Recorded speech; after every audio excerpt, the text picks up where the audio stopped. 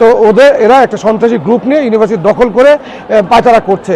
এক ন্যাক্কারজনক মব সন্ত্রাসের হামলার শিকার হয়েছে ইউরোপিয়ান ইউনিভার্সিটির কর্তৃপক্ষ এবং স্টুডেন্টরা। আজকে একটি সিআর পিটিশন দায়ের করেছি আমাদের ম্যাজিস্ট্রেট কোর্ট 35 নম্বর কোর্ট, দারুস সালাম আমলি আদালত। তো এখানে আমাদের মূল বিষয়টা ছিল হচ্ছে যে ইউরোপিয়ান ইউনিভার্সিটি ক্যাম্পাসে গত 22 তারিখে এবং 23 তারিখে পরপর 2 দিন এক ন্যাক্কারজনক মব সন্ত্রাসের হামলার শিকার হয়েছে ইউরোপিয়ান ইউনিভার্সিটির কর্তৃপক্ষ এবং স্টুডেন্টরা। এবং এখানের এই ইউরোপিয়ান ইউনিভার্সিটির যে আগের যিনি চেয়ারম্যান ছিলেন তিনি হচ্ছেন সাবেক সরকারের ফ্যাসিস্ট গভর্নমেন্টের আওয়ামী লীগের স্বরাষ্ট্রমন্ত্রী ছিলেন মহিউদ্দিন খান আলমগীর। তিনি ইউনিভার্সিটির চেয়ারম্যান ছিলেন এবং তার সাঙ্গপাঙ্গ ভিসি মকবুল সহ এরা 5ই আগস্টের ছাত্র আন্দোলনের চরম আন্দোলনের পরে তারা রিজাইন দিয়ে তারা ইউনিভার্সিটি ক্যাম্পাস থেকে পালিয়ে যায়।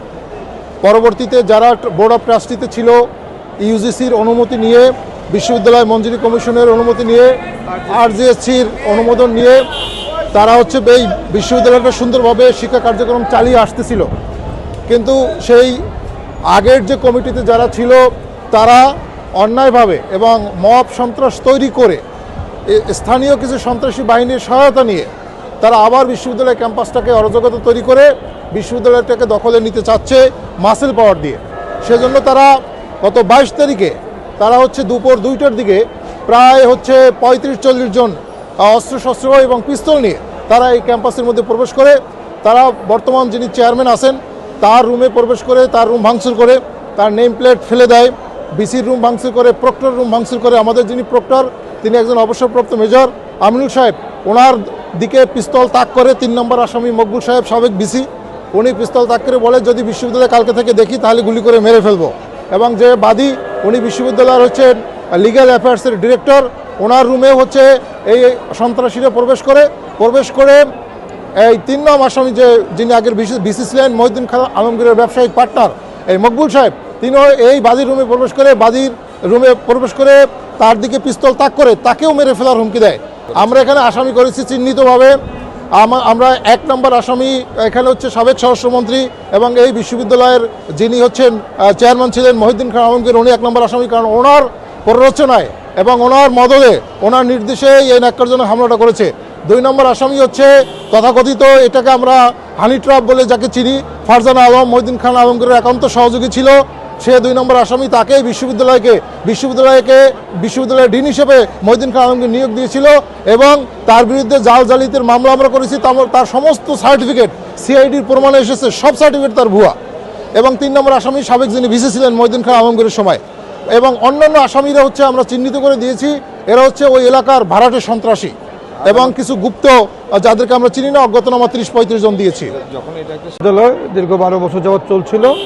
এই বিশ্ববিদ্যালয়ের যিনি চেয়ারম্যান ছিলেন সাবেক স্বরাষ্ট্রমন্ত্রী মহিউদ্দিন খান আলমগীর এবং তার ব্যবসায়িক পার্টনার মকবুল সাহেব ওনারা করেছিলেন। এবং শেষের দিকে ওনারা ব্যাপক জালিয়াতি, অনিয়ম এবং স্বৈরাচারী কায়দায় চালাচ্ছিলেন, যাতে করে ইউনিভার্সিটির শিক্ষক কর্মকর্তা কর্মচারী সকলেই খুবই অসন্তুষ্ট, বিক্ষুব্ধ এবং অনেকে প্রাণনাশের হুমকিতে ছিলেন। এই পর্যায়ে বিশ্ববিদ্যালয় মঞ্জুরি কমিশন যারা আমাদের অভিভাবক তারা একটা তদন্ত করেন পূর্ণাঙ্গ করে, তাদের বিরুদ্ধে রিপোর্ট দিয়েছেন যে এই সমস্ত লোকজনকে ইউনিভার্সিটি থেকে বের করে দেওয়া সমীচীন। সেই নির্দেশের সাপেক্ষে আমরা ছিলাম। অবশ্যই যখন সরকার পরিবর্তন হলো 5ই আগস্টে, এই ছাত্ররা এবং সবাই মিলে তাদেরকে তাদের অনিয়ম এবং এই দুর্নীতি এবং সন্ত্রাসের জবাব দেয়। প্রাণ ভয়ে তারা পদত্যাগ করে সবাই পালিয়ে যায়। ইউনিভার্সিটি তারপর নতুন ট্রাস্টি বোর্ড বৈধভাবে গঠন হয়েছে। এখানে আরজিসি রেজিস্ট্রার জয়েন্ট স্টকের অনুমতি নিয়ে ইউজিসি এবং মিনিস্ট্রিকে জানিয়ে আমরা ইউনিভার্সিটি সঠিকভাবে পরিচালনা করে যাচ্ছিলাম। এবং খুব শিগগিরই মানে অল্প কয়েকদিন আগে ইউনিভার্সিটির ভাইস চ্যান্সেলর এবং ট্রেজারার গভর্নমেন্ট অনুমোদন দিয়েছে ফর 4 ইয়ার্স। আমাদের ভিসি এবং ট্রেজারার বর্তমানে সরকার অনুমোদিত, তাদের মাধ্যমে এবং একটা বৈধ বোর্ড অফ ট্রাস্টি 10 জন, যেখানে অনেক সিনিয়র অধ্যাপক সাবেক বিচারপতিরাও আছেন, সুন্দরভাবে চলছিল। কিন্তু হঠাৎ আমরা দেখলাম গত 22 তারিখে ওই সাবেক স্বরাষ্ট্রমন্ত্রী মহিউদ্দিন খান আলমগীর এবং তার যে সহচারী লেসপেন্সার মকবুল সাহেব এবং ফারজানা আলম, যার কথা আমার লার্নেড কাউন্সিল বললো, আমি আজ বিস্তারিত বলতে চাই না, তো এরা একটা সন্ত্রাসী গ্রুপ নিয়ে ইউনিভার্সিটি দখল করে পাচারা করছে।